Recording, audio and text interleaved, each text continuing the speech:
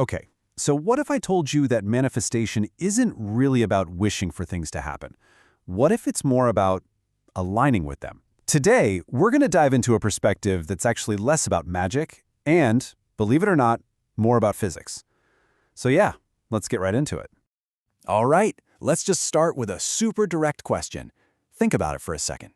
If you could manifest one thing in the next 24 hours, what would it be? Really, what's that one thing you want? For most of us, it probably falls into one of these categories, right? More money, maybe a new opportunity just showing up, finding that right relationship, or even just having a big breakthrough. And the way we're usually taught is that our job is to somehow, create all this stuff out of thin air. But here's the big, kind of counterintuitive idea we're going to explore. What if you're not actually creating anything from scratch? What if you're just aligning with a version of reality where that thing already exists? I know it sounds like a small change in wording, but trust me, it's a shift that changes absolutely everything. Now, to really get our heads around this, we kind of have to update our whole understanding of reality itself. And that brings us perfectly to our first section, moving from a world of matter to a world of energy. So for hundreds of years, right, we looked at the universe like it was this giant machine, just a bunch of solid, clunky parts.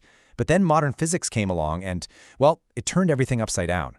At the tiniest quantum level, it turns out nothing is really solid. Everything, your body, your thoughts, even the screen you're looking at, it's all just energy vibrating at different frequencies. And that leads to this really profound realization. See, if everything is fundamentally energy, then reality isn't this fixed, static thing that just happens to you. Not at all. It's more like a dynamic, living field that you are constantly interacting with. You're influencing it, and it's influencing you, every single second of every single day.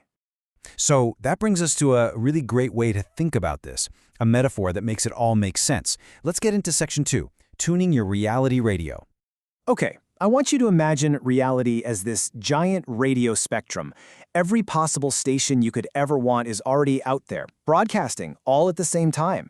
There's a station playing wealth, and right next to it, there's a station broadcasting loneliness. There's one for confidence, another for opportunity. They all exist right now as potential frequencies you can tune into. But here's the catch. You can only experience the one station you're actually tuned to. So, what's the tuning dial? Well, it's your internal world. It's your thoughts, your deep-seated beliefs, and your emotions. That's the mechanism that selects the frequency you get to experience. And this right here is where most of us get totally stuck. We say we want to tune into the abundance station, right?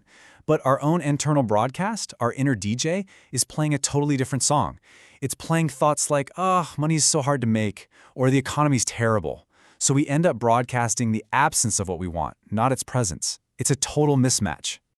Now, this whole radio thing isn't just some clever metaphor. There's actually a real neurological basis for it inside your brain. So let's look at the science of this in section 3, your brain's reality filter. So deep inside your brain, there's this amazing network of neurons called the reticular activating system, or just RAS for short. And its job is to basically act like a bouncer for your conscious mind. It filters everything coming in and only lets in the information it thinks is important. And how does it decide what's important? Based on what you consistently focus on. It's pretty much the neurological root of what we call confirmation bias. It works in this really simple feedback loop. Check this out. First, you set a dominant focus. Let's say you're constantly thinking there are just no good opportunities out there. Okay, so step 2, your RAS gets that message loud and clear, and it starts filtering your perception to highlight any and all evidence that confirms your belief. And then third, what happens? Your external world seems to prove you right, which just strengthens that initial focus. See the loop? And this really gets to the heart of it all. The world itself doesn't really change, not fundamentally, but your perception of it does. You can have two people in the exact same situation, but if one is tuned to the opportunity frequency and the other is tuned to limitation, they are literally experiencing two different realities. It's the same world, but a completely different signal. Okay, so this probably brings up a pretty big question for you. How long does all this take? We're always told that real change is this long, slow, painful process, right? Well, let's tackle that head on in section 4, the speed of a shift. So really, how long does it take to change your reality? To just click and shift from one frequency to another one. Well, here's the thing. In this way of looking at it, changing your reality, it doesn't really follow our normal rules about time. It doesn't take time, it just takes a decision. Just think about it for a second.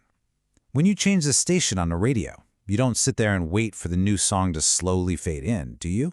No, you just turn the dial, and the shift is instant. And the mental version of turning that dial is simply shifting your dominant focus. It's that conscious decision to move away from thinking, okay, here are all the reasons why this can't happen, and instead start asking yourself, but what if? What if this is already possible? That single tiny shift changes your internal state, it changes your actions, and then your whole reality just starts to reorganize around that brand new signal. All right, so let's bring all this home. Let's put it all together into one final actionable step. This is Section 5, the calibration question. So when you think about it this way, manifestation suddenly feels less like some big mystery and more like, well, like calibration. And you can start that process right now today with two simple questions. First one, what outcome do I actually want? Get super clear on that. And then the second one, and you've got to be really honest with yourself here, are my daily thoughts, my internal broadcast, tuned to the presence of that outcome, or are they tuned to its absence? And I want you to really remember this. Every single thought you have is an act of tuning that dial. It either strengthens the signal of the reality you want, or it strengthens the signal of the one you're desperately trying to escape. There is absolutely no neutral ground here. So as we wrap this up, I'm just going to leave you with this one question to think about. Every single thought you have strengthens a signal. Which one are you going to choose to broadcast today?